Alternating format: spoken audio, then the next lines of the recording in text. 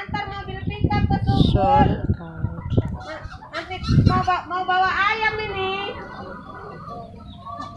Selain tekstur serta rasanya, banyak orang yang mencari daging ayam kampung karena kandungan lemaknya itu lebih rendah dibandingkan dengan ayam broiler.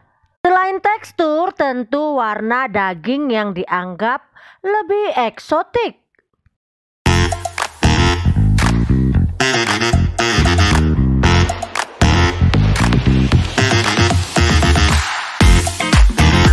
Assalamualaikum, berjumpa lagi dengan saya Citra Siregar dari Kukaro Farm, channel yang membahas seputar dunia peternakan, terkhususnya peternakan ayam kampung.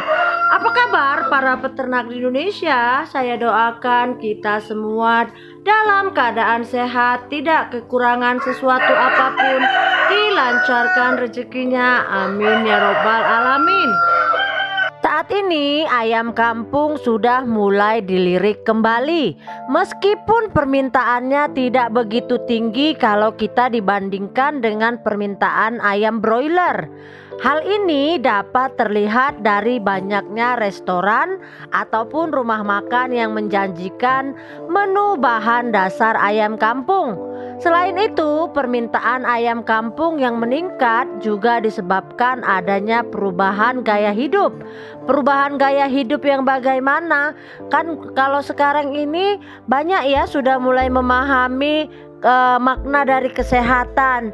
Jadi selain orang-orang sudah mulai memikirkan tentang pakan organik, juga sudah memikirkan bagaimana mengganti ayam broiler yang lemaknya itu berlebih dengan daging ayam kampung yang lemaknya itu cenderung lebih rendah dibandingkan ayam broiler. Jadi pada kesempatan kali ini kita itu mau membahas tentang prospek bisnis ayam kampung yang lagi booming pada saat ini. Apa-apa saja yang harus kita lakukan supaya nantinya usaha dapat berjalan lancar dan kita bisa menghasilkan pendapatan dari bisnis ayam kampung. Kenapa ayam kampung ataupun bisnis ayam kampung sekarang lebih menjanjikan?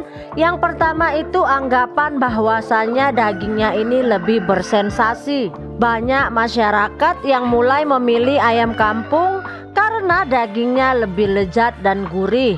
Berbeda dengan ayam broiler yang empuk sehingga tidak menimbulkan sensasi.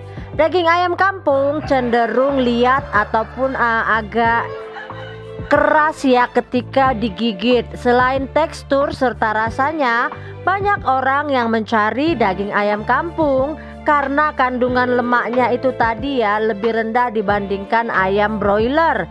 Kelebihan lainnya yang tidak kalah menarik adalah warna daging ayam kampung yang dianggap lebih eksotik.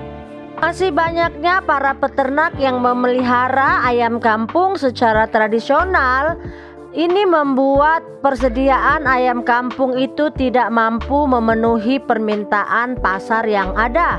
Diperkirakan baru 40% kebutuhan pasar yang terpenuhi. Di samping itu, pertumbuhan ayam kampung yang cenderung lebih lambat dibandingkan ayam broiler yang sudah mengalami rekayasa genetik untuk menghasilkan daging dalam waktu cepat. Kendala lain yang sering dialami pada saat bisnis ayam kampung ialah ketersediaan DOC yang masih terbatas. Jadi bagian breeding atau penyediaan DOC ini juga masih salah satu hal yang menarik untuk bisa kita kerjakan sebagai salah satu prospek bisnis ayam kampung ya. Karena kan kalau bisnis ayam kampung ini tidak hanya melulu kita menghasilkan daging ya. Bisnis ayam kampung ini mencakup kita itu bisa menghasilkan daging, kita itu bisa menghasilkan DOC, kita itu bisa menghasilkan telur tetas maupun telur konsumsi. Jadi memang banyak sekali kalau di prospek bisnis ayam kampung ini. Selain juga nanti kotorannya itu bisa kita daur ulang ataupun kita ciptakan kompos ya. Itu bisa juga menjadi salah satu cabang prospek bisnis ayam kampung. Jadi memang banyak sekali jalur-jalur yang bisa terbentuk oleh bisnis ayam kampung ini.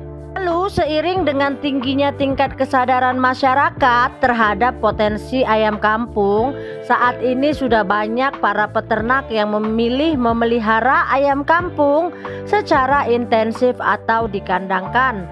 Ternak ayam kampung juga didukung dengan program vaksinasi flu burung yang dilakukan dan dianjurkan oleh pemerintah. Dengan demikian, populasi ayam kampung mulai kembali bisa meningkat. Kelebihan ayam kampung terbilang lebih mudah dipelihara karena ayam tahan terhadap kondisi lingkungan yang buruk. Ayam itu lebih tahan stres sehingga kita tidak memerlukan lagi lahan yang luas. Harga jualnya juga terbilang stabil dan relatif lebih tinggi dibandingkan dengan ayam broiler. Kalau kita tahu ya, ayam broiler itu kan harganya fluktuatif ya, selalu berganti-ganti. Sementara kalau ayam kampung ini itu cenderung stabil. Jadi itu bisa jadi poin yang penting dalam bisnis ayam kampung. Jadi memang mulai saat ini kita itu udah bisa ya, kalau bagi para pencari kerja yang biasanya Anda itu kena PHK ataupun pingin mencoba bisnis yang baru, sektor peternakan bisnis ayam kampung ini bisa dijadikan salah satu alternatif usaha untuk kedepannya ya. Memang diperlukan keuletan dan kesabaran serta pengetahuan kalau kita itu ingin beternak ayam kampung. Tapi itu bisa kita akali dengan mempelajarinya terlebih dahulu dan melakukan eksperimen dengan cara memelihara dalam skala kecil terlebih dahulu. Rajin-rajinlah membaca tentang ilmu peternakan ayam kampung yang ada di Google, di buku maupun di YouTube. Supaya nantinya kita itu punya referensi bagaimana cara beternak ayam kampung yang benar dan bagaimana cara memulainya dengan cara yang benar. Yang benar itu kita menguasai ilmunya dahulu ya. Jadi usahakan belajar tentang ayam kampung. Ibaratnya kalaupun Anda mau belajar sambil mengerjakan, lakukan itu dengan populasi yang kecil dahulu, misalkan 20 ekor ataupun 50 ekor. Jadi Anda bisa memahami dahulu sifat-sifat ayam kampung itu seperti apa. Juga dia bisa disambil juga ya, sambil kita itu mencari pasar atau memahami pasar yang ada di daerah kita. Jadi itu dulu ya pembahasan kita kali ini tentang bagaimana sih prospek ternak ayam kampung saat ini dan kedepannya. Karena negara kita juga mencanangkan di sektor ketahanan pangan ya. Jadi bisnis ayam kampung ini merupakan salah satu untuk membantu program pertahanan pangan yang dicanangkan oleh pemerintah kita. Demikian dulu konten saya kali ini. Lebih dan kurangnya saya mohon maaf. Jangan lupa like, komen, dan subscribe-nya untuk Kupkaro Farm. Salam dari saya, peternak anti ribet, Citra Siregar. Assalamualaikum.